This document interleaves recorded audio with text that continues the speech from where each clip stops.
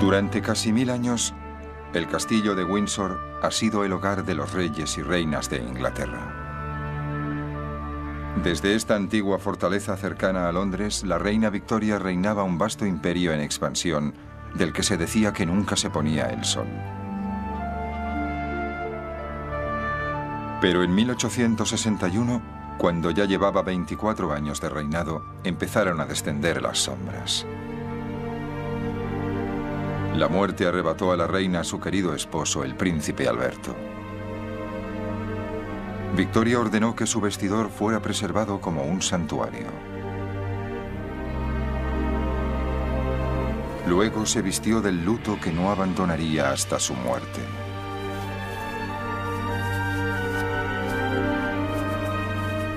Pero la pérdida de Alberto tendría unas consecuencias más profundas. Precipitaría a la reina y a sus grandes estadistas en una lucha titánica por el corazón y el alma de su imperio. El Imperio Británico, el imperio de la reina Victoria, la cruzada moral.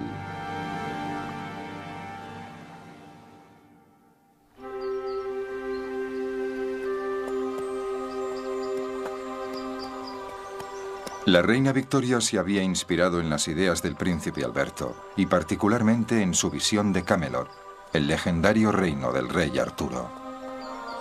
Según la leyenda, Arturo gobernaba un imperio cuya grandeza era juzgada no por la extensión de sus conquistas, sino por la creencia de que el fuerte debe servir al débil, el bien debe triunfar sobre el mal y la grandeza debe ponerse al servicio de lo justo.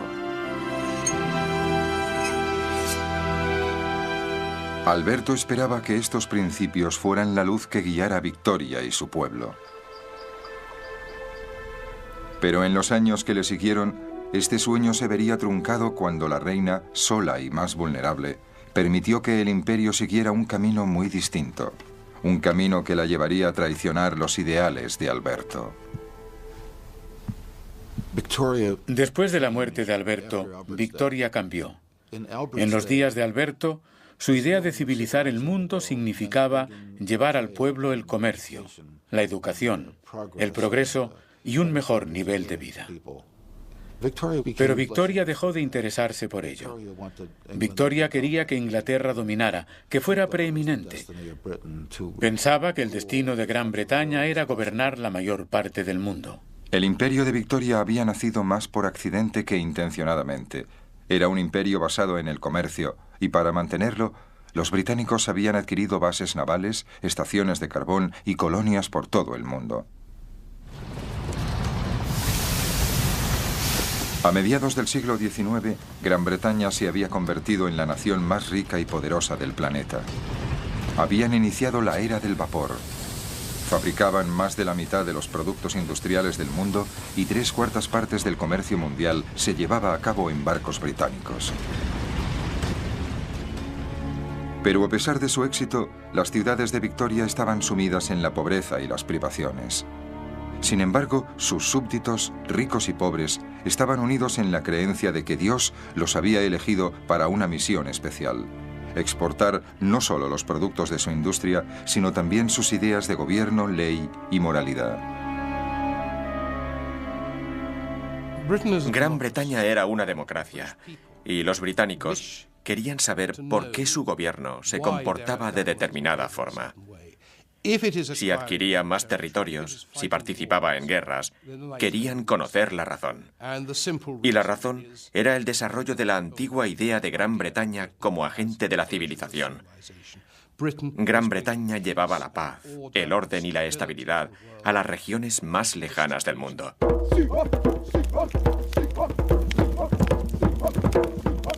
En la mente victoriana, en ninguna parte la misión civilizadora era más apremiante o más peligrosa que en África.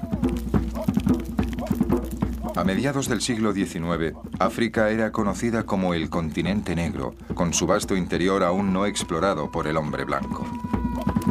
Los victorianos creían que era un lugar de dioses paganos, sacrificios de sangre y conflictos tribales.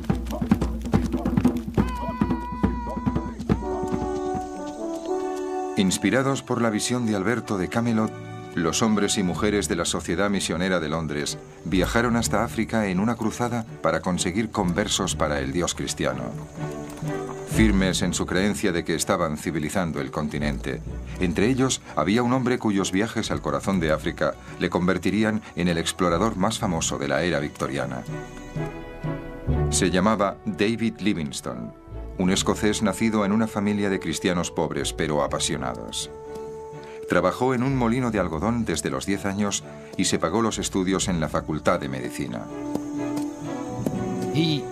Había oído decir que se podía ser médico misionero y se dijo, es lo que yo quiero ser. Su padre estaba en contra. Decía, médicos solo piensan en sus honorarios. Pero él estaba entusiasmado con la idea de predicar el Evangelio. Y por el hecho de trabajar como médico y misionero, no solo se ocuparía de su espíritu, sino también de su cuerpo. Cuando Livingstone inició sus viajes, la principal posesión británica en África era un puerto de escala en el extremo sur de este vasto continente. El puerto de Ciudad del Cabo solo era una escala en el largo camino marítimo hasta India.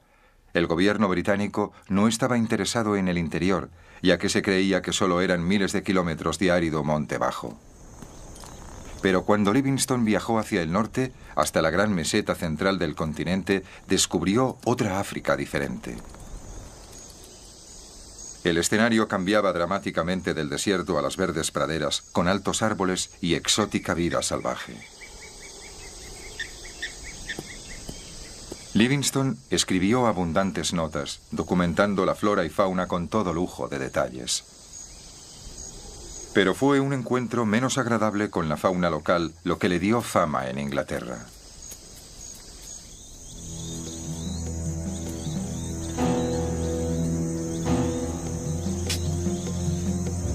El doctor estaba trabajando en una zanja de irrigación cuando le advirtieron de que unos leones se estaban acercando al campamento.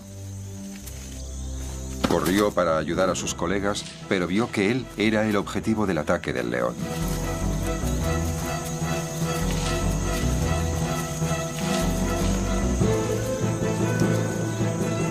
Logró efectuar un disparo, pero solo rozó a la bestia. El animal herido saltó. Un portador nativo le salvó la vida.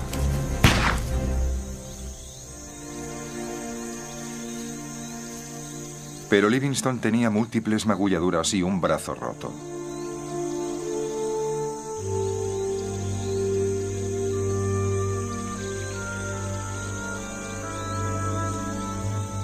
Fue una experiencia terrible. El brazo no solo estaba roto, estaba destrozado. A kilómetros de distancia de cualquier ayuda médica, Livingstone se trató sus propias heridas. Incluso consiguió insertar un tornillo en el hueso roto. Supongo que lo entablilló con ramas atadas al brazo. Y lo que no podría hacer él, se lo pediría a alguien diciendo, sujete esto, átelo así, o lo que fuera. Muy doloroso. Y por supuesto, es muy difícil reducir la fractura en buenas condiciones. Semanas más tarde, un colega médico vio asombrado la herida de Livingstone. Mostraba un gran valor, sagacidad, habilidad y resistencia que apenas se han superado en los anales del heroísmo. Tales historias, publicadas por Livingstone y otros, llegaban a un gran número de lectores tanto en Europa como en América. Los lectores se sentían inspirados no solo por el sentido de aventura, sino por la sensación de que participaban junto con los misioneros en una cruzada histórica. Los misioneros se veían a sí mismos como pioneros de la civilización. Eran como Livingstone, también podían ser exploradores. El otro valor de los misioneros era que conformaban un vínculo directo entre el imperio y la gente de la calle. En las iglesias se rezaba por ellos. Muchas iglesias y capillas contaban con sus propios misioneros que les envían noticias regularmente y a los que enviaban dinero.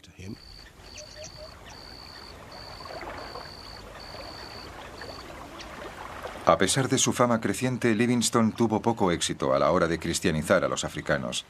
Solo se tiene noticia de una conversión, el bautismo de un jefe llamado Sechele. El problema era que el jefe Sechele tenía varias esposas, pero si iba a unirse a la iglesia solo podría tener una. Era un hombre muy sincero y apartó a sus otras esposas. Les dio regalos y les dijo: lo siento, me he convertido a esta nueva religión. Se convirtió al cristianismo. Se dice que fue la única conversión de Livingstone. Y también se dice que cayó en el camino porque al poco tiempo aceptó a una de sus antiguas esposas. Cuando el jefe cayó, Livingstone se sintió desolado, pero continuó su lucha por llevar la medicina y el cristianismo a África. Sufrió innumerables privaciones, calor, lluvia y barro. El miedo constante de ser atacado por animales o tribus hostiles. La deserción de sus propios hombres y las enfermedades.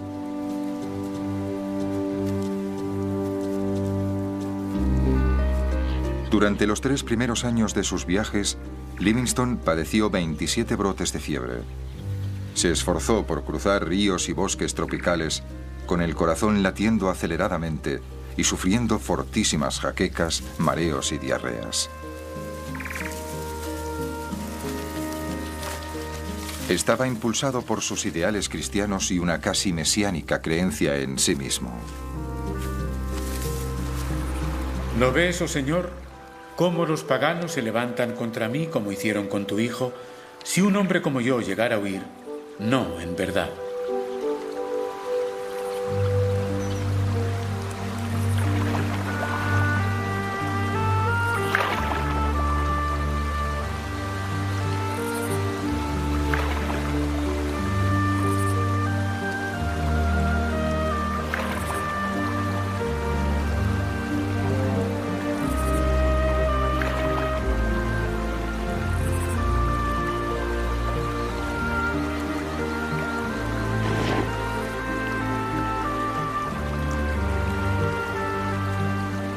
Después de pasar 15 años explorando, Livingstone hizo su descubrimiento más espectacular.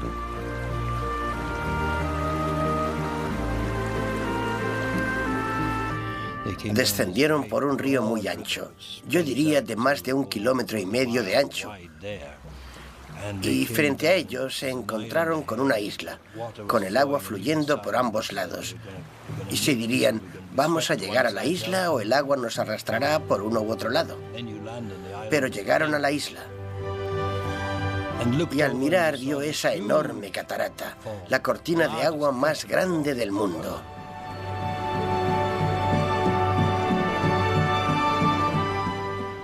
Estaba convencido de que era una maravilla de la naturaleza, de la creación de Dios.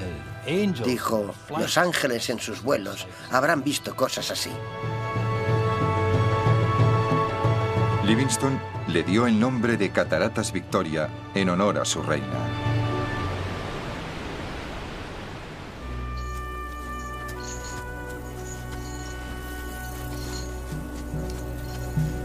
Livingstone continuó su viaje hacia el norte, donde vio un espectáculo que iba a cambiar su misión. Quedó horrorizado al ver a unos hombres encadenados que eran llevados a la costa, con destino a los mercados de esclavos de Arabia.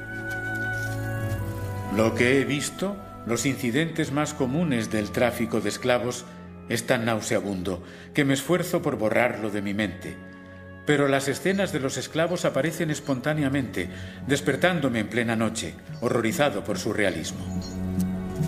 La esclavitud había sido prohibida en el Imperio Británico en 1833 y la Marina Real intentaba interceptar los barcos de los negreros con destino a Estados Unidos. Pero el comercio de esclavos continuaba incontestado en el África Oriental.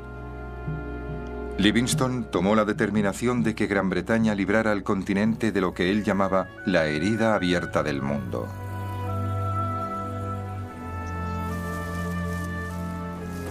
Concluía diciendo que a los traficantes deberían ofrecérseles unas formas más aceptables de ganarse la vida, que África debía ser civilizada, no por la fuerza, sino por el comercio. Mi deseo es abrir un camino por África por el que pueda transitar la civilización y el cristianismo. Se dedicó a la exploración en un intento de encontrar una ruta al interior para el comercio británico. Cuando llegara el comercio, sin duda le seguiría la cruz, y con ella, esperaba él, la libertad y la justicia para el esclavizado pueblo africano.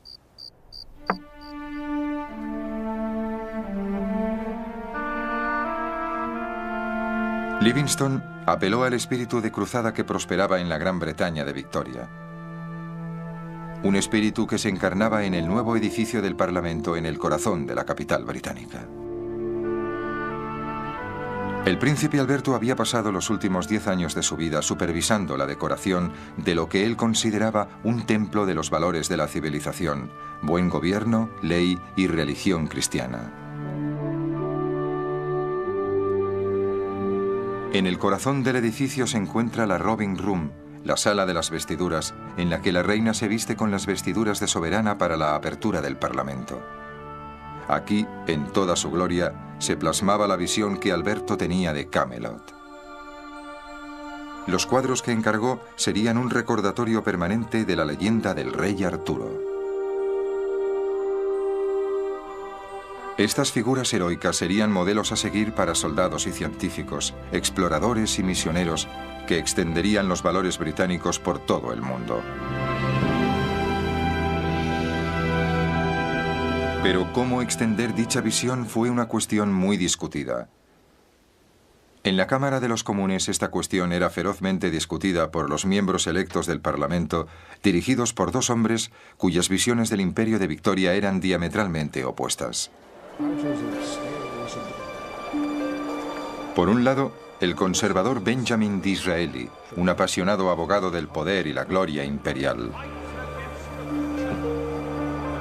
Por el otro, su adversario de toda la vida, el liberal William Gladstone, que capitaneaba la visión moral del príncipe Alberto y David Livingstone.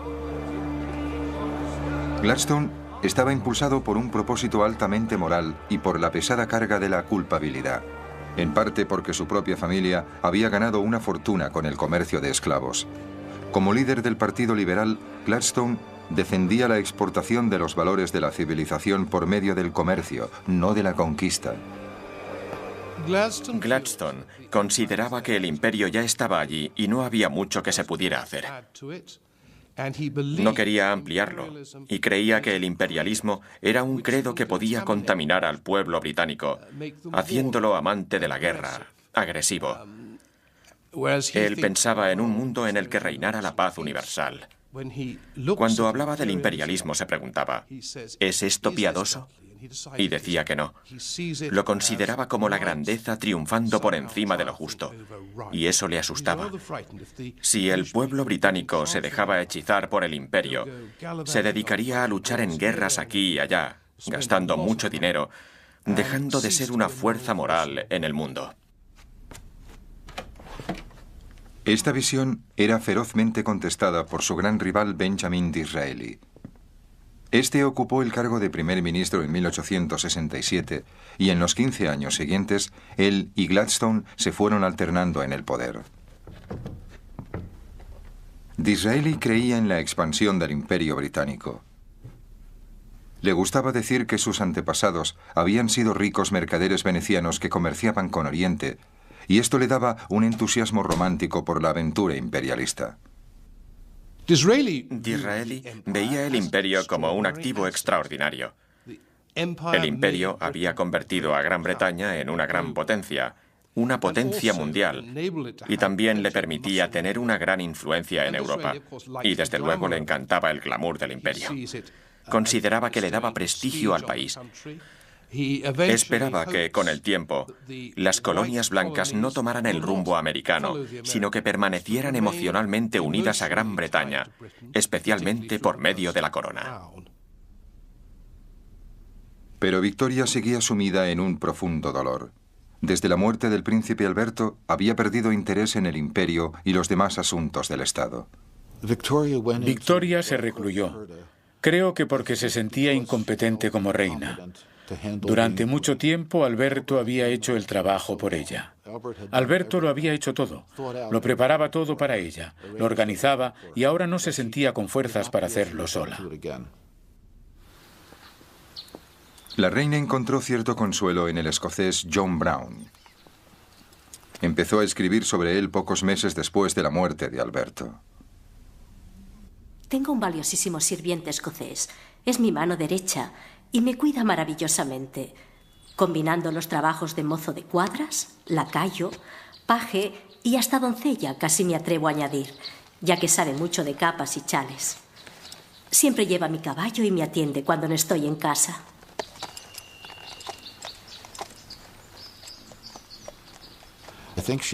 Creo que también disfrutaba de que la cogía entre sus brazos para que montara en su caballo y para que desmontara. Por primera vez desde Alberto, un hombre fuerte y fornido la estrechaba entre sus brazos. Creo que sexualmente no llegaron más lejos que eso, pero a ella le encantaba. Para consternación de su familia y su gobierno, la reina y su sirviente escocés llegaron a ser inseparables. Una sección de la prensa y el público la llamaban señora Brown, y su ausencia en los actos públicos era ampliamente condenada. Se publicaban caricaturas en los periódicos mostrando un trono vacío. También había editoriales sobre ello. ¿Por qué gastamos tanto dinero en mantener a la familia real? Porque la familia real era el símbolo del imperio y de Gran Bretaña. Y aquí no tenemos. Fue Disraeli quien reavivaría el interés de la reina en los asuntos públicos. Su relación con Victoria había empezado mal. Ella lo veía como un advenedizo, un oportunista, lo que los británicos llamarían un trepa. Pero Disraeli, con su considerable encanto, se propuso ganar su amistad. Sus comunicados oficiales dirigidos a ella estaban salpicados de rumores sociales e ingeniosas anécdotas. Parte del trabajo de Disraeli como primer ministro era redactar un informe para la reina de lo ocurrido en el Parlamento, así como en el gabinete. Y las cartas de Disraeli para la reina estaban llenas de maravillosos detalles y rumores ciertamente muy indiscretos. Probablemente le decía a la reina mucho más de lo que debía, especialmente sobre división de opiniones.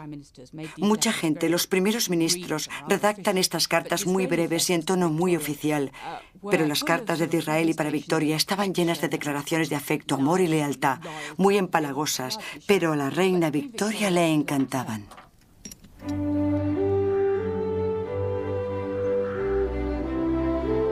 Y por fin la reina se divertía.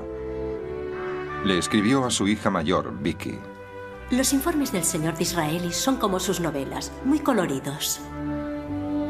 Declaró que nunca había recibido cartas así y que nunca antes lo había sabido todo. Su actitud ante el advenedizo experimentó un cambio drástico. El señor Disraeli ha llegado a su elevado cargo gracias a su habilidad y a su temperamento maravillosamente feliz. Y solo tengo alabanzas para él. Ella le enviaba prímulas que recogía personalmente. A cambio, Disraeli le envió una colección de sus novelas. Victoria había publicado un libro, Recuerdos de sus días con el príncipe Alberto en su palacio en Escocia. Disraeli era muy bueno haciendo aquellos comentarios discretos que a la reina Victoria le gustaban. Por ejemplo, uno de los mejores era cuando le decía, nosotros los escritores, señora, que era precisamente lo que Victoria quería oír, que los dos pertenecían al mismo club de escritores. Disraeli hechizó a la reina con su visión romántica del imperio británico. Habría horrorizado al príncipe Alberto. En el futuro, Victoria y Disraeli formarían una poderosa alianza de la causa imperial, pero tendría que pasar algún tiempo antes de que diera sus frutos. El primer mandato de Disraeli como primer ministro duró menos de un año. Cuando dejó el cargo, la reina tuvo que mandar llamar al líder de los liberales, Gladstone.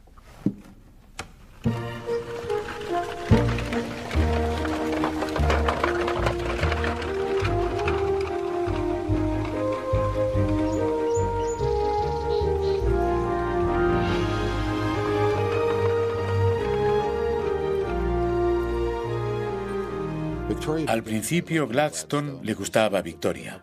Parecía un hombre honrado. Era ambicioso, pero también era extremadamente listo. El príncipe Alberto había aprobado a Gladstone. Cuando el nuevo primer ministro llegó al palacio para recibir los sellos de su cargo, la reina anotó su aprobación. Es muy agradable, muy callado, muy intelectual, con un gran conocimiento de cualquier tema. Y es un buen hombre. Pero su satisfacción no duró mucho. Gladstone se embarcó en un torbellino de reformas liberales que reavivaron los instintos conservadores de la reina que habían permanecido adormecidos mientras vivía Alberto. El señor Gladstone es un hombre muy peligroso y muy arrogante, un tirano, muy obstinado, sin ningún conocimiento del mundo ni de la naturaleza humana. Todo esto y su falta de consideración respecto a mis sentimientos le convierten en un premier muy peligroso e insatisfactorio. No le divirtió nada cuando le propuso que podría permitirse que los marinos se dejaran la barba, y se horrorizaba ante los movimientos dirigidos hacia la igualdad de las mujeres. La reina llama la atención del señor Gladstone sobre el movimiento altamente desmoralizador de querer situar a las mujeres en la misma posición que los hombres. Pero lo que más preocupaba a Victoria era la vida privada de Gladstone. Debido a su fanática religiosidad, creía que todo el mundo debía ser convertido para que aceptara su moralidad y su ética. Salía a la calle de noche, incluso cuando era primer ministro, y solicitaba los servicios de prostitutas. Las devolvía a su habitación y les regalaba Biblias. Les daba dinero y les pedía que cogieran el buen camino. Victoria se enteraba de ello porque sus damas de honor se lo contaban todo, y eso le repelía. En un determinado momento, cuando Gladstone tenía que ir a visitar a Victoria en Balmoral, esta le envió una carta diciéndole que cuando llegara llevara ropa nueva que nunca hubiera usado antes. Quedaba claro que no quería saber nada del degradante ambiente que representa su implicación con esas mujeres de la noche. A Gladstone no le preocupaba que la reina le desaprobara personalmente, pero se sentía horrorizado por las ideas imperialistas que compartía con Disraeli. Su punto de vista más liberal sobre el papel de Gran Bretaña era puesto a prueba en África.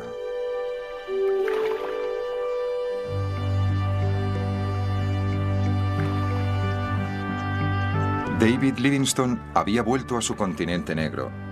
Esta vez había sido enviado en misión oficial para encontrar una ruta comercial hasta el interior y así hacer realidad su sueño de combinar el comercio, la civilización y la religión cristiana. Con ese fin, recibió generosos fondos del gobierno británico y fue acompañado por 6 científicos británicos y su esposa Mary, también una devota misionera. Livingstone creía que el río Zambeze podría ser una gran vía fluvial para los productos industriales británicos. Pero mientras seguían el río, la expedición se encontró con peligrosos rápidos.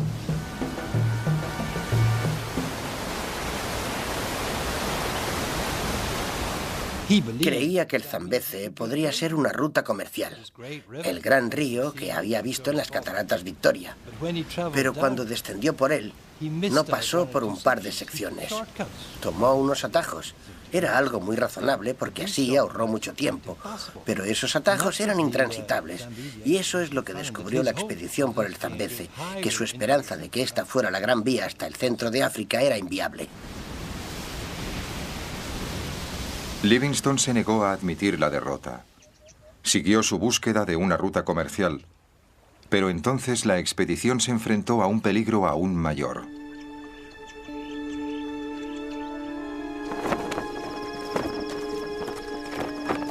A pesar de los repetidos ataques de malaria, Livingstone había rechazado el peligro que representaban las enfermedades.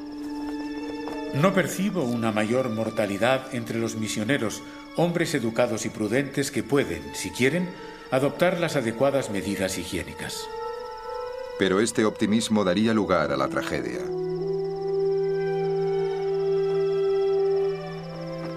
Mary Livingstone fue la primera en enfermar debido a las fiebres. El 29 de abril de 1862, Livingstone escribió a su madre: Mi querida compañera, a quien he amado y apreciado tanto durante 18 años, ya está con Jesús. Fue una buena esposa, una buena madre y una buena cristiana. Siento un gran dolor y lloro amargas lágrimas.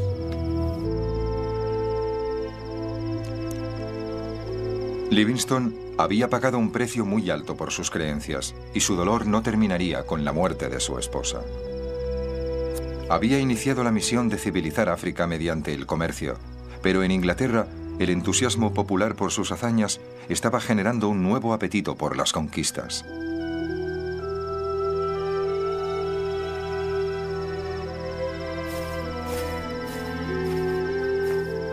La expedición de Livingstone había fracasado. Las enfermedades habían causado la muerte de 12 de sus compañeros y no había conseguido ninguno de sus objetivos. Livingstone fue llamado por el gobierno británico y regresó a Inglaterra para enfrentarse a mordaces ataques en la prensa. Nos prometió algodón, azúcar, índigo y no tenemos nada. Nos prometió comercio y no hay comercio. Nos prometió conversiones y no se ha conseguido ninguna. En una palabra, miles de libras aportadas por las universidades y por el gobierno solo han producido resultados negativos. Disraeli estaba de acuerdo en todo, y muy pronto vio la oportunidad de promover su propia visión del imperio.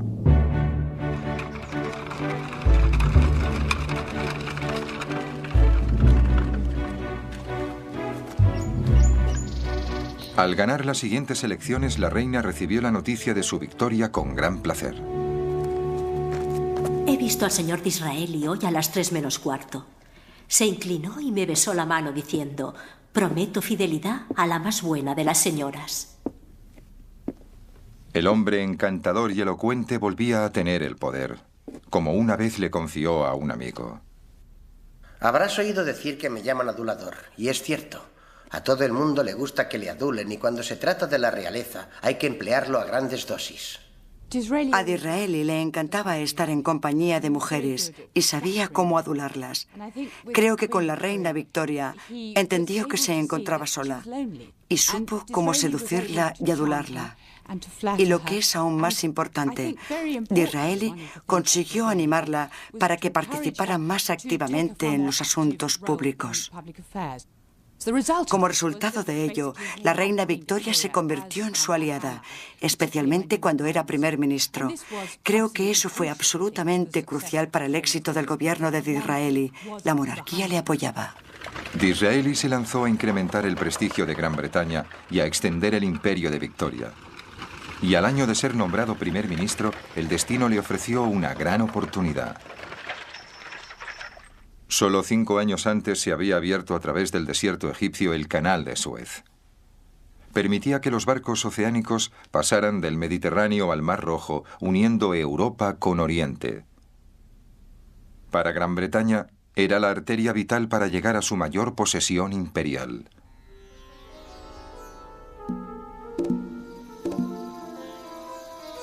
India, con 400 millones de habitantes, era el territorio más allá de los mares más grande que ningún imperio hubiera poseído. La reina lo llamaba la joya más preciada de su corona, y Disraeli temía que una potencia rival cortara la nueva arteria imperial.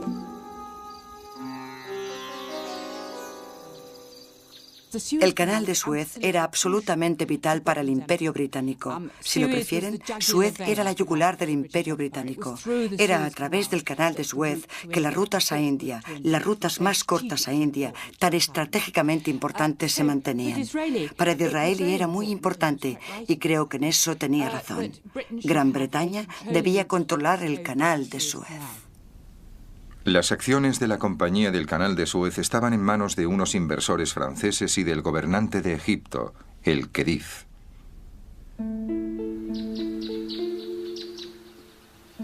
El Khedive había gastado la riqueza de Egipto en palacios, museos y ferrocarriles. Ahora estaba endeudado con bancos de Londres y París. Parecía que el canal no pagaría dividendos hasta dentro de unos años y él necesita fondos desesperadamente. En 1875 hizo una oferta secreta a los británicos. Disraeli le escribió urgentemente a la reina. Del señor Disraeli humildemente a su majestad. El Khedive, a las puertas de la bancarrota, parece deseoso de desprenderse de sus acciones del canal de Suez y ha comunicado confidencialmente. Es un asunto de millones, por lo menos 4, pero es vital para la autoridad y poder de su majestad en este momento crítico en el que el canal debería pertenecer a Inglaterra. El Khedive dice que es absolutamente necesario que reciba 3 o 4 millones de libras esterlinas antes del 30 de este mes. Apenas tiempo para respirar, pero debe hacerse. La reina contestó al día siguiente enviándole un telegrama, aprobando su decisión, pero admitiendo que sería difícil de organizar. Normalmente el Parlamento habría podido concederle un crédito al gobierno, pero había terminado el curso parlamentario y el consorcio francés ya había pujado por las acciones. Disraeli envió a su secretario privado a buscar ayuda a un viejo amigo. El barón Rothschild era el jefe de una gran familia de banqueros y uno de los hombres más ricos del mundo. El secretario le explicó que Disraeli necesitaba 4 millones de libras, el precio de las acciones del Khedive en el canal de Suez. ¿Cuándo?, preguntó Rothschild. Mañana, respondió el secretario. Rothschild cogió un grano de uva, escupió las pepitas y dijo: ¿cuál es la garantía? El gobierno británico, fue la respuesta. Los tendrá, dijo el barón. Disraeli escribió a la reina exultante. Acaba de resolverse. Es suyo, señora. El gobierno francés ha sido superado y todas las acciones del Khedive son ahora suyas.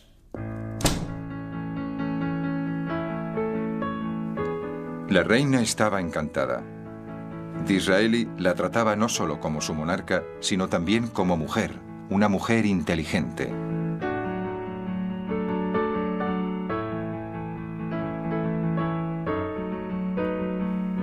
Cuando se cerró el acuerdo del canal, escribió en su diario: Seguridad total para India. Algo extraordinario. El señor Disraeli ha dicho que mi apoyo ha sido de gran ayuda. Su mente es más despierta y su comprensión de las cosas, grandes y pequeñas, más rápida que la del señor Gladstone. Gladstone se oponía enérgicamente al acuerdo porque creía que arrastraría a Gran Bretaña a un mayor compromiso imperial. Tenía razón. El canal de Suez arrastraría aún más a Gran Bretaña a la turbia política de Oriente Medio. La región estaba dominada por los turcos, pero muchos de sus pueblos se rebelaban contra ellos. Enfrentados a rebeliones en todos los sectores, los turcos recurrieron a las matanzas masivas.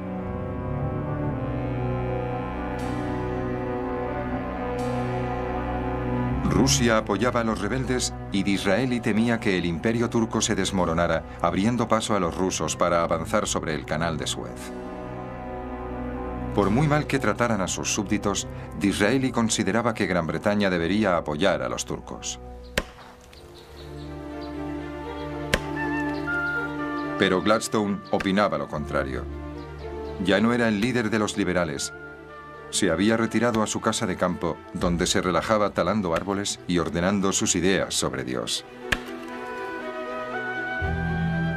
Pero le horrorizaban las historias de las atrocidades turcas contra sus súbditos cristianos. Creía que había que poner fin al corrupto y a punto de desmoronarse imperio turco. Abandonó el hacha y cogió la pluma.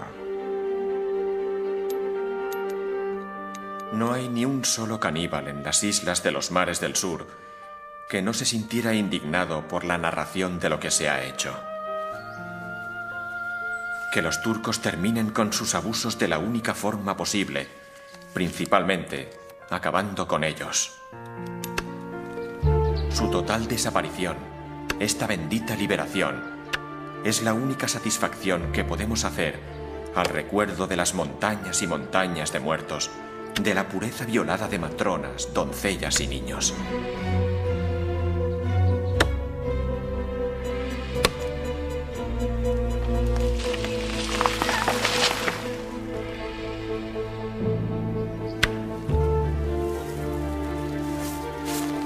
Disraeli calificó el estilo de la protesta de Gladstone de vulgar, subrayando que de todas las atrocidades, probablemente las peores fueran los escritos de Gladstone.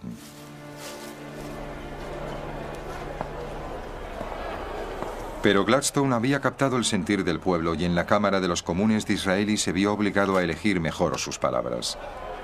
Nuestro deber en este momento crítico es mantener el imperio de Inglaterra. No aceptaremos ningún movimiento, aunque de momento pudiera proporcionar una cierta tranquilidad y una falsa prosperidad que ponga en peligro la existencia del imperio. Disraeli respaldó sus palabras con acciones. Cuando los rusos avanzaban hacia la capital turca, él envió una flota británica encabezada por el acorazado más poderoso del mundo, el HMS Devastation. La opinión pública se inclinó por Disraeli.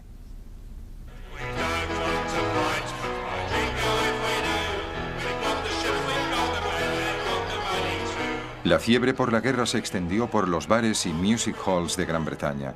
Puede que a los británicos no les gustara lo que los turcos estaban haciendo con sus súbditos cristianos, pero compartían la determinación de Disraeli de detener a los rusos. Temerosos de una guerra con Gran Bretaña, los rusos aceptaron negociar. Disraeli se dispuso a asistir a las negociaciones de paz. Regresó triunfante. Su diplomacia había forzado a los rusos a detener su avance en Oriente Medio. La arteria vital a India estaba asegurada. Victoria compartía el regocijo del pueblo y decidió que era el momento de reclamar lo que consideraba que debería haberse hecho mucho tiempo antes. En las conversaciones corrientes muchas veces me llaman emperatriz de India. ¿Por qué no he asumido oficialmente dicho título? Creo que debería hacerlo y deseo que se hagan los informes preliminares. Disraeli presentó una propuesta al Parlamento para otorgarle a Victoria el título de Reina Emperatriz de India. Teatral, rimbombante y un disparate. Pero el título fue concedido y la reina estaba encantada. Expresó su gratitud nombrando conde a Disraeli. Le estaba profundamente agradecida a Disraeli por ello. Podría decirse que fue una forma de embellecer la monarquía británica. Y, al mismo tiempo, la reina adquirió un nuevo sentido de la responsabilidad. Se interesaba mucho más por India. Inmediatamente después de ser nombrada emperatriz, empezó a aprender indostánico. No es que aprendiera mucho, pero mostró voluntad. También contrató sirvientes indios. La reina emperatriz y su ennoblecido primer ministro apelaron al espíritu imperial que se estaba extendiendo entre grandes sectores de la opinión pública. Un espíritu agresivo, mostrando la fuerza británica para gobernar despóticamente al mundo. Gladstone siguió oponiéndose. Él lo calificaba de imperialismo aparatoso. Incluso el secretario de Asuntos Exteriores de Disraeli habló privadamente de su preocupación. Disraeli cree en el prestigio y sostendría que era en interés del país gastar 200 millones en una guerra si el resultado fuera que los países extranjeros nos tuvieran en más alta estima. La reina apoyaba sin fisuras a Disraeli. Si tenemos que mantener nuestra posición como una potencia de primera, debemos estar preparados, teniendo en cuenta nuestro imperio indio y las grandes colonias para continuos ataques y guerras en alguna parte. Pero las tensiones de esta política imperialista empezaban a ser evidentes.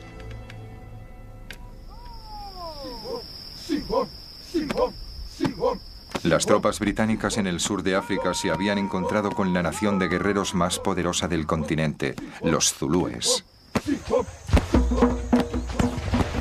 En la batalla de Isandlwana, 600 soldados fueron aniquilados. Se necesitaron 17.000 soldados británicos armados con los últimos avances en artillería para derrotar a un enemigo armado principalmente con lanzas. En Inglaterra, una poderosa voz se alzaba en protesta. Recuerden los derechos de los salvajes, como los llamamos.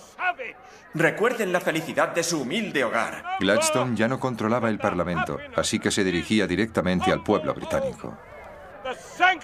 La santidad de la vida en los poblados es tan inviolable a ojos de Dios Todopoderoso como lo puede ser la suya.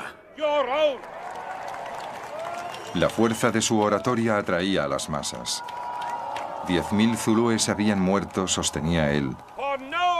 Por la sola ofensa de defenderse contra vuestra artillería, con sus cuerpos desnudos, sus hogares, sus casas, sus esposas, sus familias.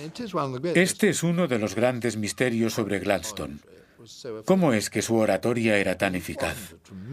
Porque sus frases no eran tan buenas, aunque no se daba aires de superioridad con el público, sino todo lo contrario.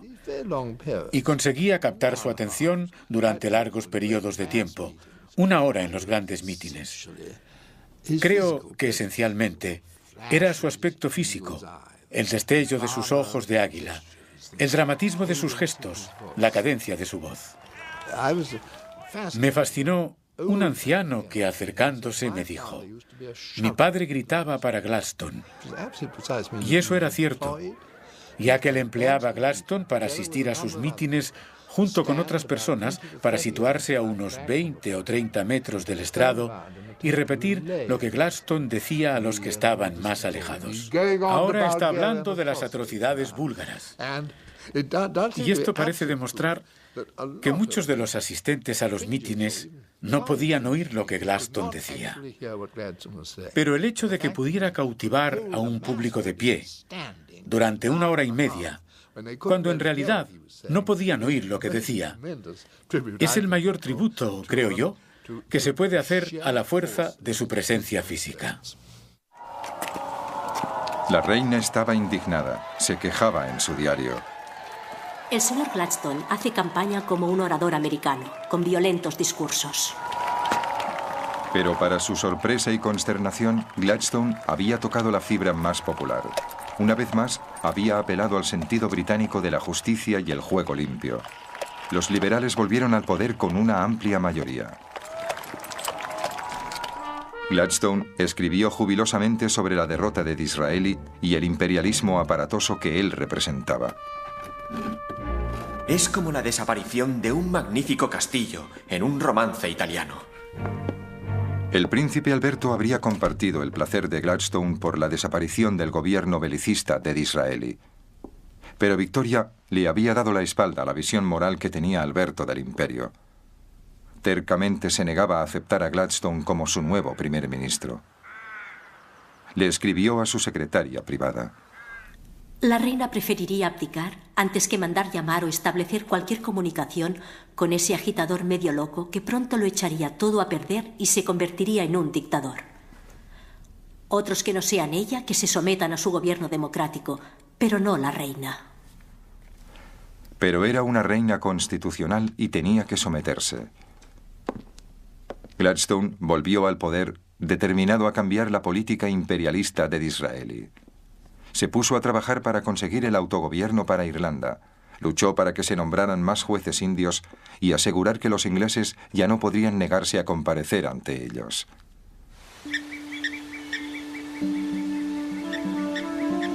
Pero en África, Gladstone poco podía hacer para detener el hambre del pueblo por las conquistas, un hambre alimentado por las últimas aventuras de David Livingstone. Livingstone había regresado a África en busca de las fuentes del Nilo. Durante 5 años desapareció sin dejar rastro e incluso su necrológica apareció en la prensa. No hay duda de que viajar por África se le había metido en la sangre. Pero también creía que si conseguía el éxito, recuperaría la credibilidad. demostraría ser la persona que había explorado y encontrado las fuentes del Nilo. Y eso daría credibilidad a sus puntos de vista sobre la esclavitud y el desarrollo de África hasta el cristianismo por medio del comercio. Pero en ese momento estaba realmente enfermo. Sangraba, sufría ataques de malaria y disentería. Tenía hemorroides. Era un hombre muy enfermo. Un periodista, Henry Morton Stanley, fue enviado a África por un periódico americano con la orden de encontrar al misionero perdido. Stanley se abrió paso entre tribus en guerra, impulsado por los rumores de gente que decía haber visto a Livingstone. Pasados 7 meses, por fin encontró el remoto puesto comercial situado en el interior.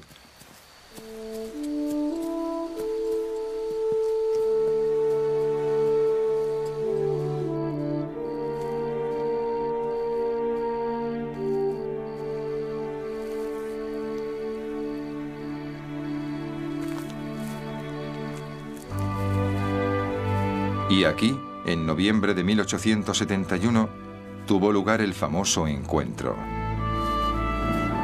¿El doctor Livingstone, supongo? Tanto si las inmortales palabras fueron reales o producto de la ficción, Stanley había encontrado a su hombre. La noticia recorrió el mundo.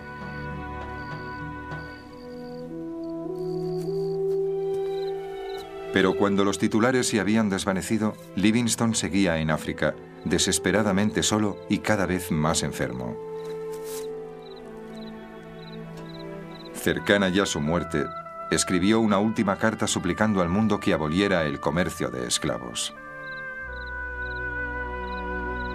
Lo único que puedo añadir en mi soledad es que la bendición del cielo caiga sobre todos aquellos americanos, ingleses o turcos que ayuden a curar la herida abierta del mundo.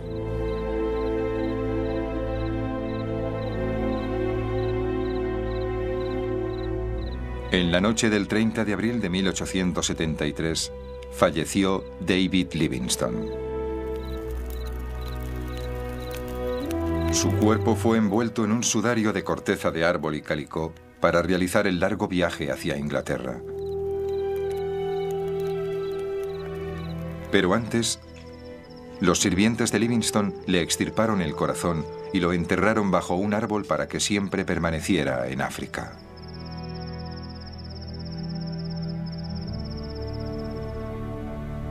Cuando por fin el cuerpo llegó a Gran Bretaña, la reina declaró un día de luto nacional. Livingstone fue enterrado en la abadía de Westminster y las palabras de su última carta fueron grabadas en su tumba. Pero las aventuras africanas de Livingstone tuvieron un efecto que él nunca hubiera aprobado.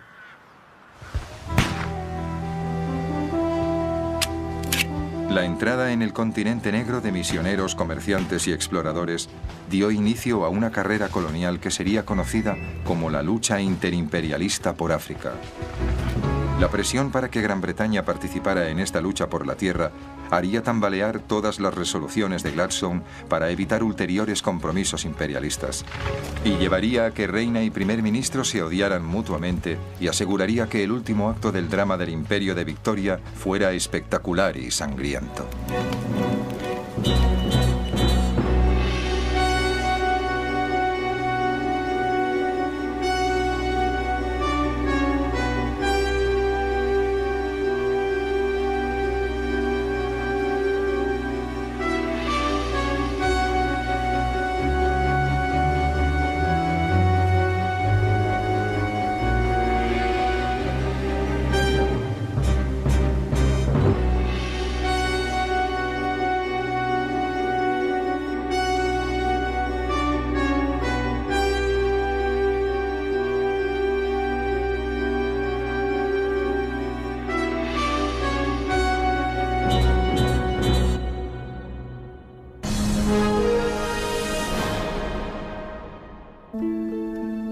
Ella lo veía como un advenedizo, un oportunista, lo que los británicos llamarían un trepa.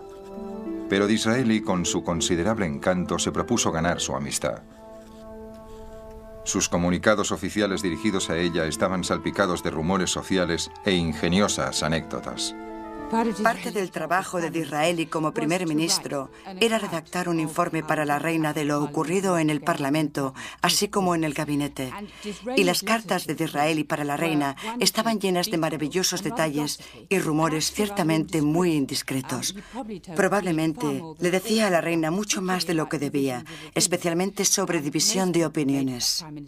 Mucha gente, los primeros ministros, redactan estas cartas muy breves y en tono muy oficial, pero las cartas de Disraeli para Victoria estaban llenas de declaraciones de afecto, amor y lealtad, muy empalagosas, pero a la reina Victoria le encantaban.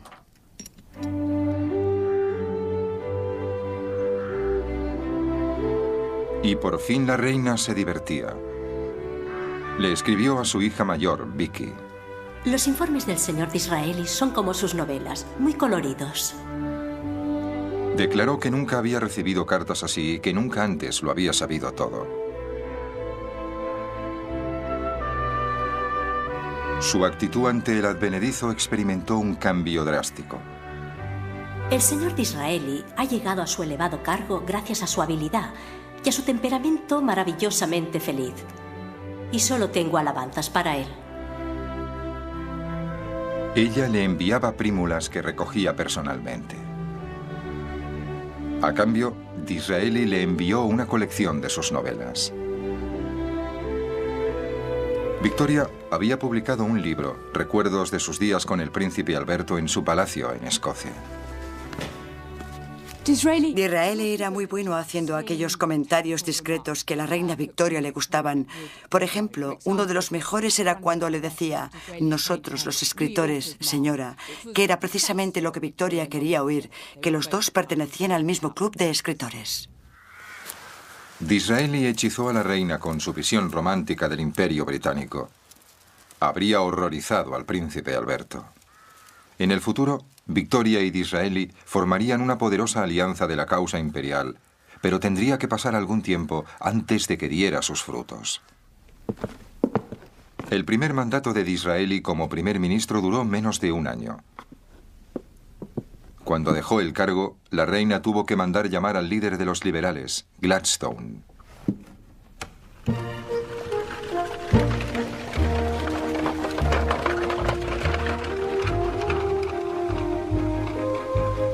Templo de los valores de la civilización, buen gobierno, ley y religión cristiana. En el corazón del edificio se encuentra la Robing Room, la sala de las vestiduras, en la que la reina se viste con las vestiduras de soberana para la apertura del Parlamento. Aquí, en toda su gloria, se plasmaba la visión que Alberto tenía de Camelot. Los cuadros que encargó serían un recordatorio permanente de la leyenda del rey Arturo. Estas figuras heroicas serían modelos a seguir para soldados y científicos, exploradores y misioneros que extenderían los valores británicos por todo el mundo. Pero cómo extender dicha visión fue una cuestión muy discutida. En la Cámara de los Comunes esta cuestión era ferozmente discutida por los miembros electos del Parlamento, dirigidos por dos hombres cuyas visiones del imperio de Victoria eran diametralmente opuestas. Por un lado, el conservador Benjamin Disraeli, un apasionado abogado del poder y la gloria imperial. Por el otro, su adversario de toda la vida, el liberal William Gladstone, que capitaneaba la visión moral del príncipe Alberto y David Livingstone.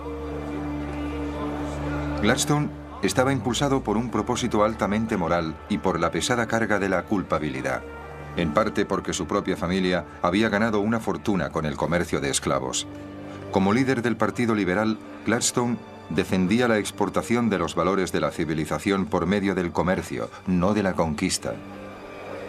Gladstone consideraba que el imperio ya estaba allí y no había mucho que se pudiera hacer. No quería ampliarlo y creía que el imperialismo era un credo que podía contaminar al pueblo británico, haciéndolo amante de la guerra, agresivo. Él pensaba en un mundo en el que reinara la paz universal.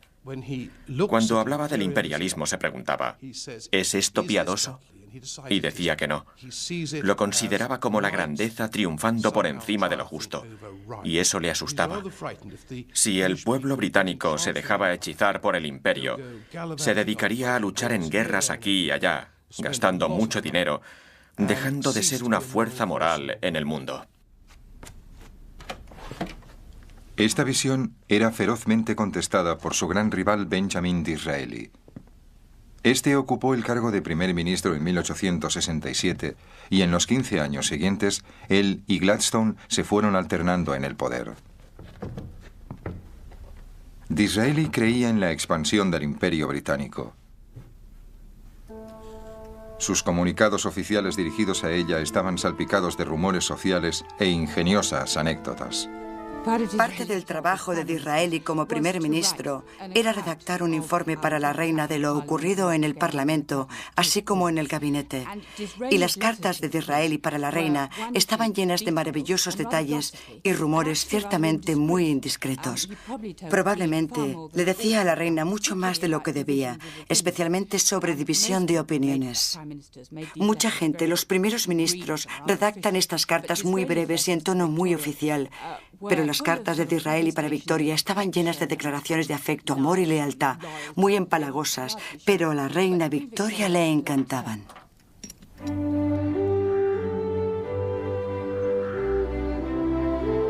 Y por fin la reina se divertía. Le escribió a su hija mayor, Vicky. Los informes del señor Disraeli son como sus novelas, muy coloridos. Declaró que nunca había recibido cartas así y que nunca antes lo había sabido todo. Su actitud ante el advenedizo experimentó un cambio drástico. El señor Disraeli ha llegado a su elevado cargo gracias a su habilidad y a su temperamento maravillosamente feliz. Y solo tengo alabanzas para él. Ella le enviaba prímulas que recogía personalmente. A cambio, Disraeli le envió una colección de sus novelas. Victoria había publicado un libro, Recuerdos de sus días con el príncipe Alberto en su palacio en Escocia. Disraeli era muy bueno haciendo aquellos comentarios discretos que a la reina Victoria le gustaban. Por ejemplo, uno de los mejores era cuando le decía, nosotros los escritores, señora, que era precisamente lo que Victoria quería oír, que los dos pertenecían al mismo club de escritores. Disraeli hechizó a la reina con su visión romántica del Imperio británico. Habría horrorizado al príncipe Alberto. En el futuro, Victoria y Disraeli formarían una poderosa alianza de la causa imperial, pero tendría que pasar algún tiempo antes de que diera sus frutos.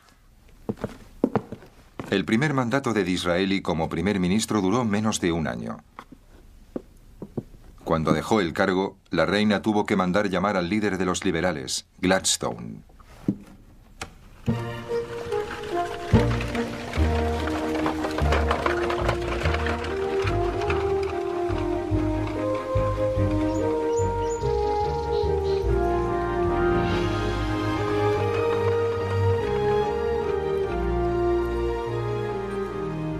Al principio, Gladstone le gustaba su total desaparición, esta bendita liberación, es la única satisfacción que podemos hacer al recuerdo de las montañas y montañas de muertos, de la pureza violada de matronas, doncellas y niños.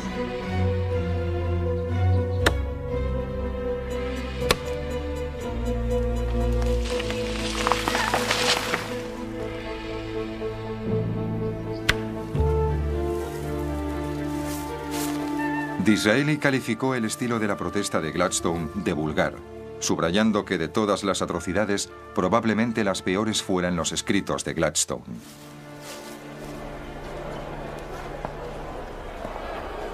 Pero Gladstone había captado el sentir del pueblo y en la Cámara de los Comunes Disraeli se vio obligado a elegir mejor sus palabras. Nuestro deber en este momento crítico es mantener el imperio de Inglaterra. No aceptaremos ningún movimiento, aunque de momento pudiera proporcionar una cierta tranquilidad y una falsa prosperidad que ponga en peligro la existencia del imperio. Disraeli respaldó sus palabras con acciones.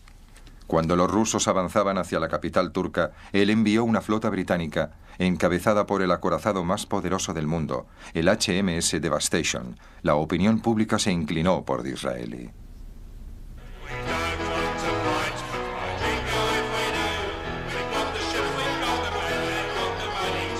La fiebre por la guerra se extendió por los bares y music halls de Gran Bretaña. Puede que a los británicos no les gustara lo que los turcos estaban haciendo con sus súbditos cristianos, pero compartían la determinación de Disraeli de detener a los rusos. Temerosos de una guerra con Gran Bretaña, los rusos aceptaron negociar.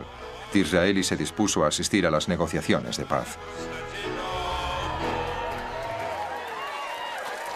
Regresó triunfante. Su diplomacia había forzado a los rusos a detener su avance en Oriente Medio. La arteria vital a India estaba asegurada. Victoria compartía el regocijo del pueblo y decidió que era el momento de reclamar lo que consideraba que debería haberse hecho mucho tiempo antes. En las conversaciones corrientes muchas veces me llaman emperatriz de India. ¿Por qué no he asumido oficialmente dicho título? Creo que debería hacerlo y deseo que se hagan los informes preliminares. Disraeli presentó una propuesta al Parlamento para otorgarle a Victoria el título de Reina Emperatriz de India. Teatral, rimbombante y un disparate. Pero el título fue concedido y la reina estaba encantada. Expresó su gratitud nombrando conde a Disraeli. Le estaba profunda. Despierta y su comprensión de las cosas, grandes y pequeñas, más rápida que la del señor Gladstone. Gladstone se oponía enérgicamente al acuerdo porque creía que arrastraría a Gran Bretaña a un mayor compromiso imperial. Tenía razón. El canal de Suez arrastraría aún más a Gran Bretaña a la turbia política de Oriente Medio. La región estaba dominada por los turcos, pero muchos de sus pueblos se rebelaban contra ellos. Enfrentados a rebeliones en todos los sectores, los turcos recurrieron a las matanzas masivas.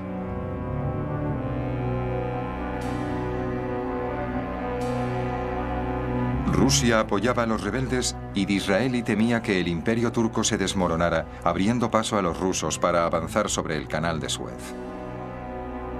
Por muy mal que trataran a sus súbditos, Disraeli consideraba que Gran Bretaña debería apoyar a los turcos.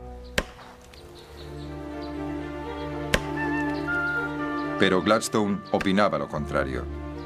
Ya no era el líder de los liberales. Se había retirado a su casa de campo, donde se relajaba talando árboles y ordenando sus ideas sobre Dios. Pero le horrorizaban las historias de las atrocidades turcas contra sus súbditos cristianos. Creía que había que poner fin al corrupto y a punto de desmoronarse imperio turco. Abandonó el hacha y cogió la pluma. No hay ni un solo caníbal en las islas de los mares del sur que no se sintiera indignado por la narración de lo que se ha hecho. Que los turcos terminen con sus abusos de la única forma posible, principalmente acabando con ellos. Su total desaparición, esta bendita liberación, es la única satisfacción que podemos hacer al recuerdo de las montañas y montañas de muertos, de la pureza violada de matronas, doncellas y niños.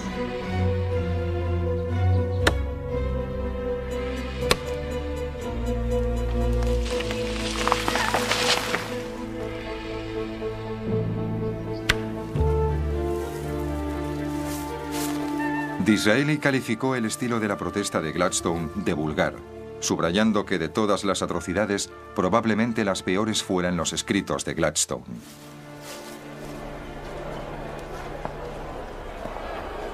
Pero Gladstone había captado el sentir del pueblo y en la Cámara de los Comunes Disraeli se vio obligado a elegir mejor sus palabras. Nuestro deber en este momento crítico es mantener el imperio de Inglaterra. No aceptaremos ningún movimiento, aunque de momento pudiera proporcionar una cierta tranquilidad. La política imperialista empezaban a ser evidentes.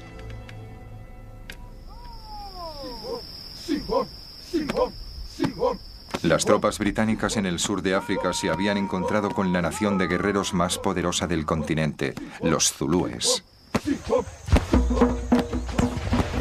En la batalla de Isandlwana, 600 soldados fueron aniquilados.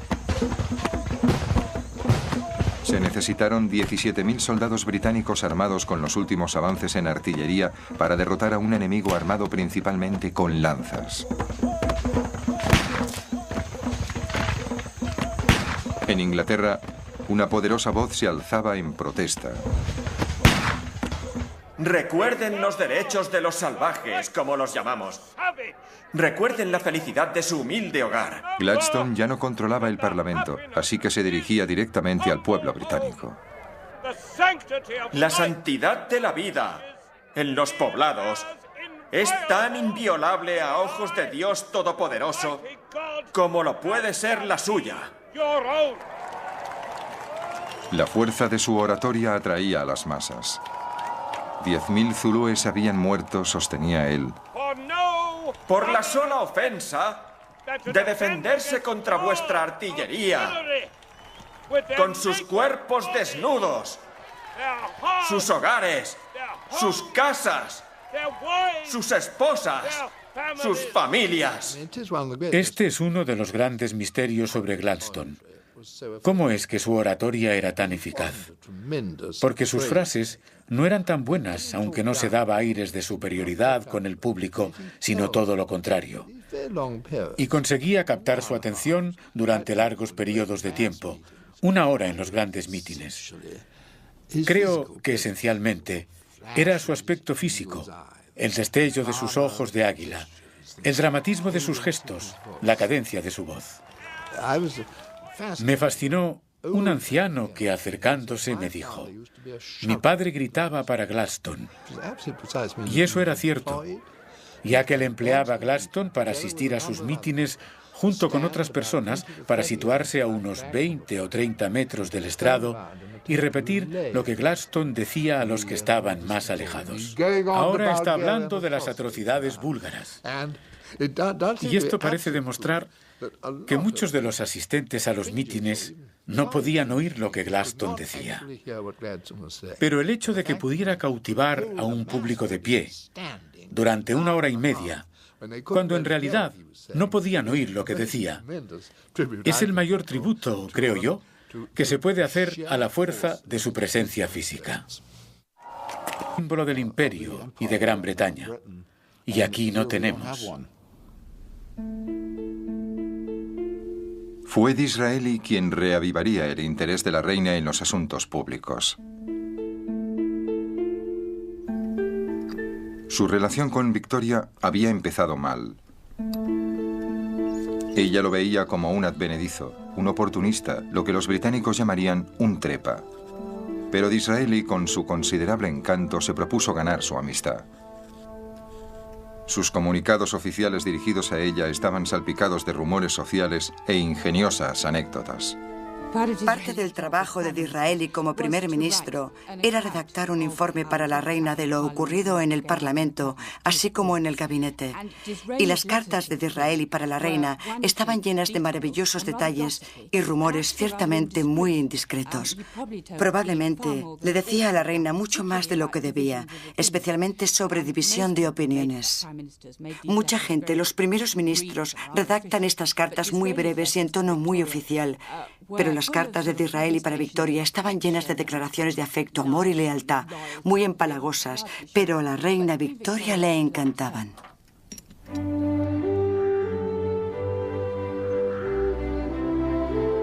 Y por fin la reina se divertía. Le escribió a su hija mayor, Vicky. Los informes del señor Disraeli son como sus novelas, muy coloridos. Declaró que nunca había recibido cartas así y que nunca antes lo había sabido todo. Su actitud ante el advenedizo experimentó un cambio drástico. El señor Disraeli ha llegado a su elevado cargo gracias a su habilidad y a su temperamento maravillosamente feliz. Y solo tengo alabanzas para él. Ella le enviaba prímulas que recogía personalmente.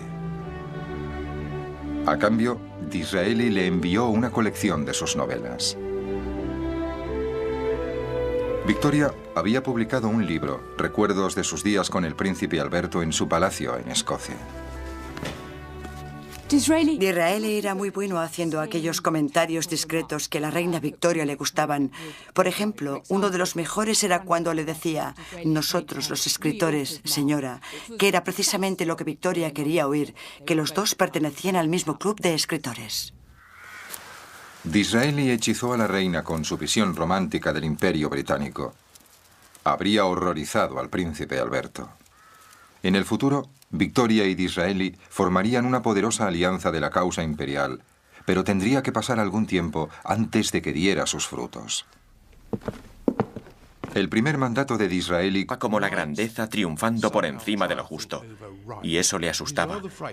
Si el pueblo británico se dejaba hechizar por el imperio, se dedicaría a luchar en guerras aquí y allá, gastando mucho dinero, dejando de ser una fuerza moral en el mundo. Esta visión era ferozmente contestada por su gran rival Benjamin Disraeli. Este ocupó el cargo de primer ministro en 1867 y en los 15 años siguientes, él y Gladstone se fueron alternando en el poder. Disraeli creía en la expansión del Imperio Británico.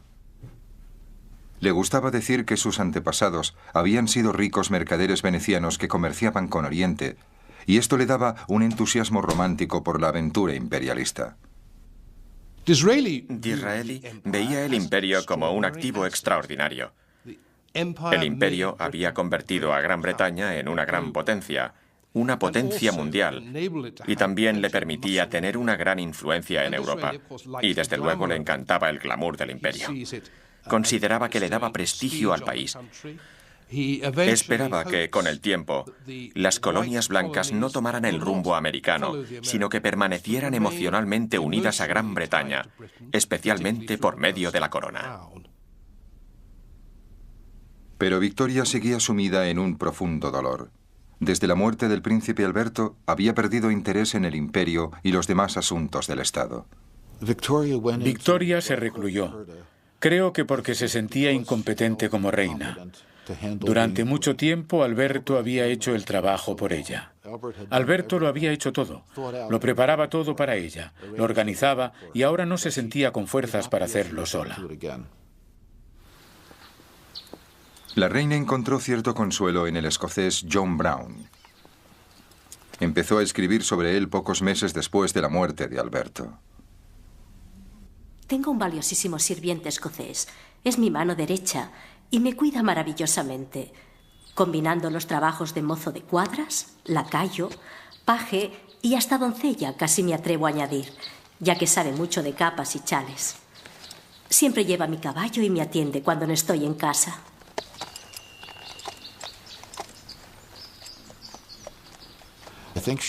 Creo que también disfrutaba de que la cogía entre sus brazos para que montara en su caballo y para que desmontara. Por primera vez desde Alberto, un hombre fuerte y fornido la estrechaba entre sus brazos. Creo que sexualmente no llegaron más lejos que eso, pero a ella le encantaba. Para consternación de su familia y su gobierno, la reina y su sirviente escocés... ¡Santidad de la vida! En los poblados, es tan inviolable a ojos de Dios Todopoderoso como lo puede ser la suya. La fuerza de su oratoria atraía a las masas. 10.000 zulúes habían muerto, sostenía él. Por la sola ofensa de defenderse contra vuestra artillería, con sus cuerpos desnudos, sus hogares, sus casas, sus esposas, sus familias. Este es uno de los grandes misterios sobre Gladstone. ¿Cómo es que su oratoria era tan eficaz? Porque sus frases no eran tan buenas, aunque no se daba aires de superioridad con el público, sino todo lo contrario. Y conseguía captar su atención durante largos periodos de tiempo, 1 hora en los grandes mítines.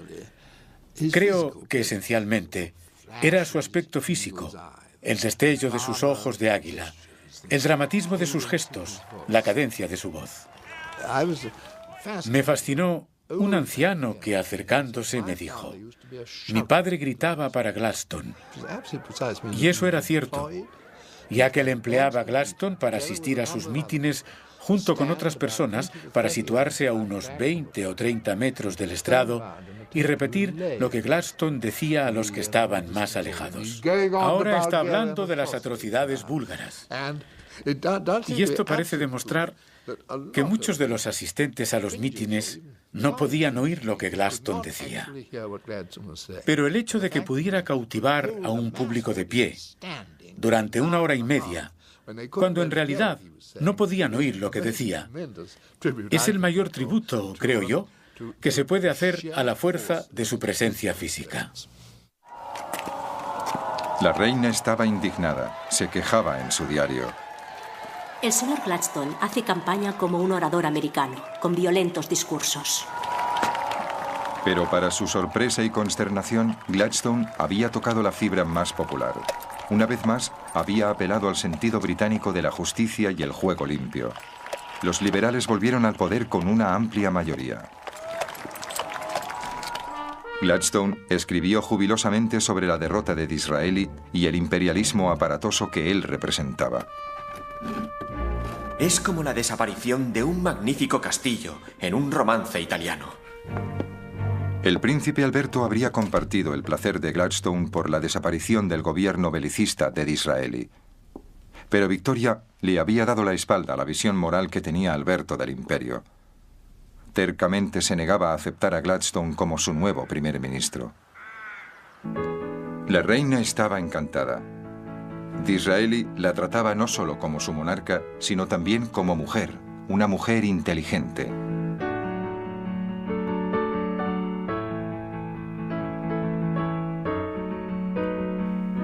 Cuando se cerró el acuerdo del canal, escribió en su diario: Seguridad total para India. Algo extraordinario. El señor Disraeli ha dicho que mi apoyo ha sido de gran ayuda. Su mente es más despierta y su comprensión de las cosas, grandes y pequeñas, más rápida que la del señor Gladstone.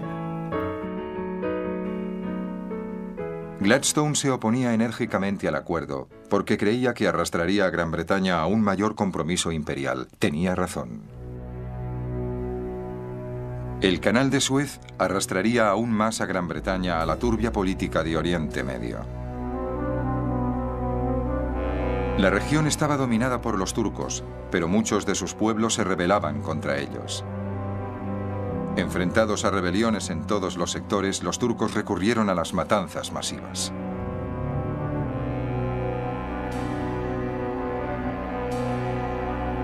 Rusia apoyaba a los rebeldes y Disraeli temía que el imperio turco se desmoronara, abriendo paso a los rusos para avanzar sobre el canal de Suez. Por muy mal que trataran a sus súbditos, Disraeli consideraba que Gran Bretaña debería apoyar a los turcos. Pero Gladstone opinaba lo contrario. Ya no era el líder de los liberales. Se había retirado a su casa de campo, donde se relajaba talando árboles y ordenando sus ideas sobre Dios. Pero le horrorizaban las historias de las atrocidades turcas contra sus súbditos cristianos. Creía que había que poner fin al corrupto y a punto de desmoronarse imperio turco. Abandonó el hacha y cogió la pluma. No hay ni un solo caníbal en las islas de los mares del sur que no se sintiera indignado por la narración de lo que se ha hecho. Que los turcos terminen con sus abusos de la única forma posible, principalmente acabando con ellos. Su total desaparición, esta bendita liberación, es la única satisfacción que podemos hacer al recuerdo de las montañas y montañas de muertos, de la pureza violada de matronas, doncellas y niños.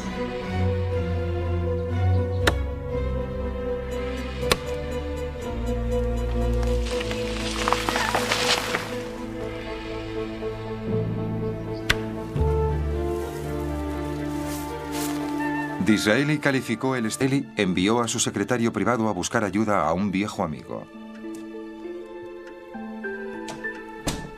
El barón Rothschild era el jefe de una gran familia de banqueros y uno de los hombres más ricos del mundo.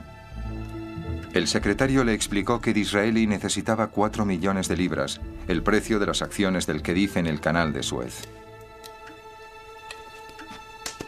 ¿Cuándo?, preguntó Rothschild. Mañana, respondió el secretario.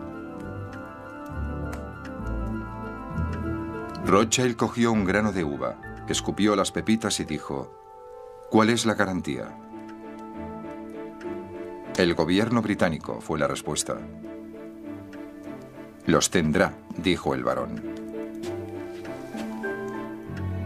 Disraeli escribió a la reina exultante: acaba de resolverse. Es suyo, señora. El gobierno francés ha sido superado y todas las acciones del Khedive son ahora suyas.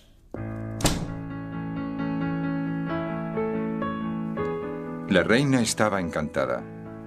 Disraeli la trataba no solo como su monarca, sino también como mujer, una mujer inteligente.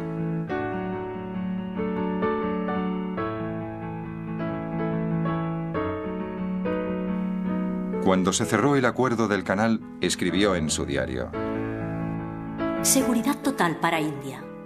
Algo extraordinario. El señor Disraeli ha dicho que mi apoyo ha sido de gran ayuda. Su mente es más despierta y su comprensión de las cosas, grandes y pequeñas, más rápida que la del señor Gladstone. Gladstone se oponía enérgicamente al acuerdo porque creía que arrastraría a Gran Bretaña a un mayor compromiso imperial. Tenía razón. El canal de Suez arrastraría aún más a Gran Bretaña a la turbia política de Oriente Medio. La región estaba dominada por los turcos, pero muchos de sus pueblos se rebelaban contra ellos.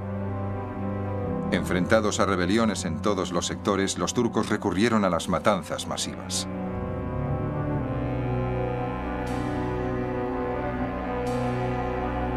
Rusia apoyaba a los rebeldes y Disraeli temía que el imperio turco se desmoronara, abriendo paso a los rusos para avanzar sobre el canal de Suez. Por muy mal que trataran a sus súbditos, Disraeli consideraba que Gran Bretaña debería apoyar a los turcos. Pero Gladstone opinaba lo contrario. Ya no era el líder de los liberales. Se había retirado a su casa de campo, donde se relajaba talando árboles y ordenando sus ideas sobre Dios. Pero desde esta antigua fortaleza cercana a Londres, la reina Victoria reinaba un vasto imperio en expansión, del que se decía que nunca se ponía el sol. Pero en 1861, cuando ya llevaba 24 años de reinado, empezaron a descender las sombras. La muerte arrebató a la reina a su querido esposo, el príncipe Alberto.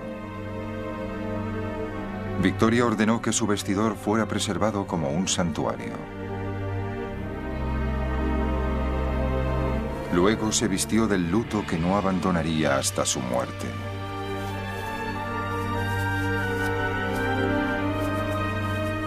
Pero la pérdida de Alberto tendría unas consecuencias más profundas. Precipitaría a la reina y a sus grandes estadistas en una lucha titánica por el corazón y el alma de su imperio. El Imperio Británico, el imperio de la reina Victoria, la cruzada moral.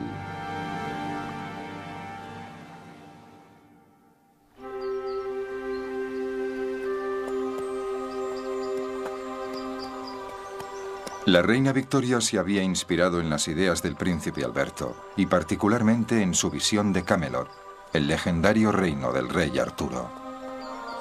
Según la leyenda, Arturo gobernaba un imperio cuya grandeza era juzgada no por la extensión de sus conquistas, sino por la creencia de que el fuerte debe servir al débil, el bien debe triunfar sobre el mal y la grandeza debe ponerse al servicio de lo justo.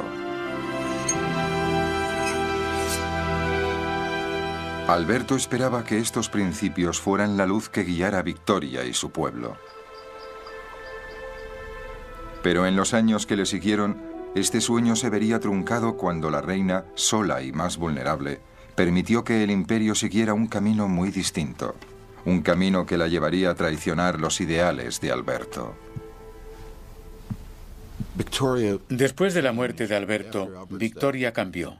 En los días de Alberto, su idea de civilizar el mundo significaba llevar al pueblo el comercio, la educación, el progreso y un mejor nivel de vida. Pero Victoria dejó de interesarse por ello. Victoria quería que Inglaterra dominara, que fuera preeminente. Pensaba que el destino de Gran Bretaña era gobernar la mayor parte del mundo.